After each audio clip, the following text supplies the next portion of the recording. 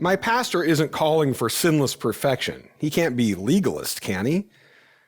Hi, my name is Ted Rosenblatt, and I'm here with my father, Dr. Rod Rosenblatt, and this is Talks with Dad Rod. You know, to have your pastor, be pushing out certain messages, it sometimes, at least in the beginning, especially in the beginning, it comes across like it's normal Christianity. This is all just fine. Yep. And then as we go down the road, sometimes I start to see some other things, particularly online in this day of the internet, and I see things and I hear things and I go, is this what I thought it was? Am I hearing what I'm supposed to be hearing? Am I getting what you would call the goods? Right?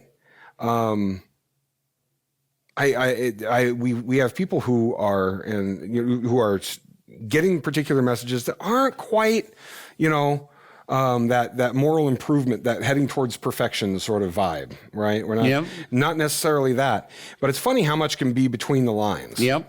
I agree. When we're doing this, it's so much is implied, and that stuff is heavily picked up on. Yep. By people who are struggling with sin, who are not entirely confident in their faith, and they're worried, they're scared. Yep. And it's easy to just think, well, my pastor is not calling for perfection. Well, who knows? Now we start to have a little doubt. What am I seeing? Is this what I'm supposed to be? Yep. And anyway. I'm going to use a Latin phrase. This is from Pieper, and it's a theme throughout his dogmatics. The Latin phrase is opinio legis, translated the legal opinion. It's part of what we sons of Adam and daughters of Eve have in us our whole lives long. In other words, the pastor who's preaching the law has an advantage. The advantage is we instantly understand. That makes sense. That makes sense. And when the pastor's preaching the gospel, he's preaching something that isn't within us and sounds strange and like that couldn't be true and all those things. It's all the way it is. But the gospel happens to be true, and the opinio legis will be shown in the end to be false. So the pastor that's just inclining toward preaching the law, or even preaching it badly, is doing something that everybody in the room will grasp, just like that. And when he's preaching the law, people's brows furrow, or they lean over to their wife and say, "Do you think that's true, honey?" Nobody hearing. But that's a totally normal situation, and we aren't told often enough that it's normal. Because the law is in us by nature from the beginning, and the gospel isn't. So it comes always as a strange-sounding message. Really? Nah.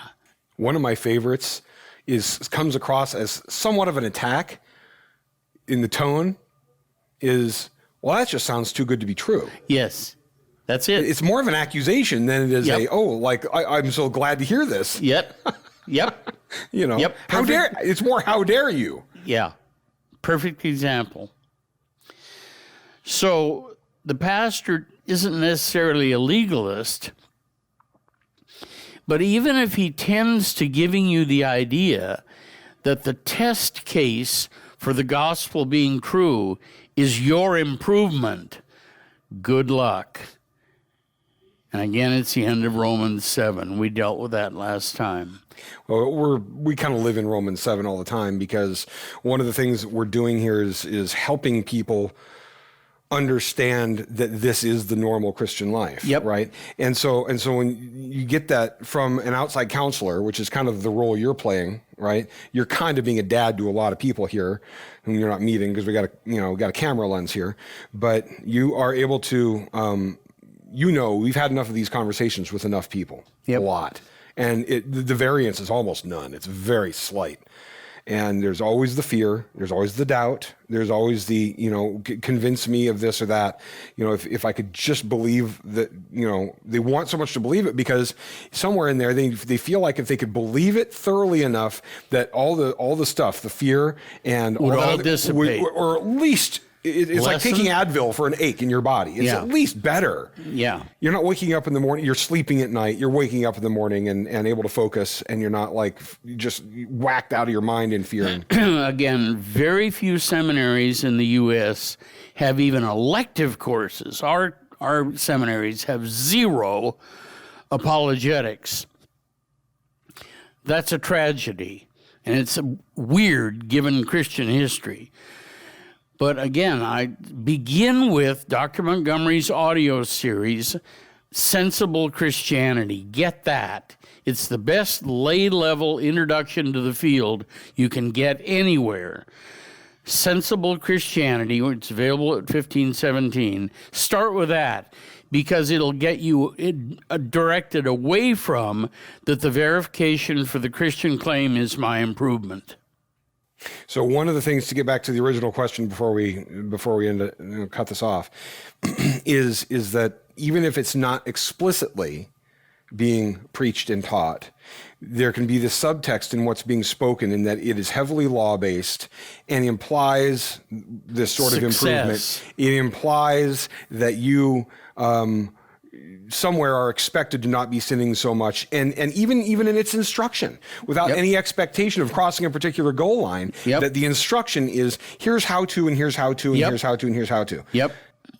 Find another pastor in another church. Because it doesn't necessarily need to be explicit for us to be being given a message that turns us towards our behavior and turns us towards ourselves. Correct. To solve the problem. The wild thing is, in the Reformation, the self was a problem. And in the 21st century, the self is king. Look at that contrast. We had some viewers that really got something out of that episode we did a couple ago that we pushed up.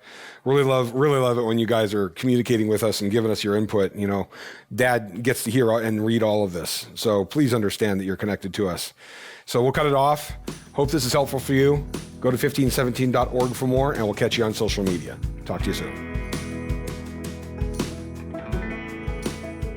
Thank you for joining us on Talks with Dad Rod, part of the 1517 Podcast Network. This podcast and all 1517's content is made possible through financial support by listeners just like you. Please visit 1517.org for more, and please consider clicking on the donate button and making a recurring or one-time contribution to help us share this good news in a world which so desperately needs it.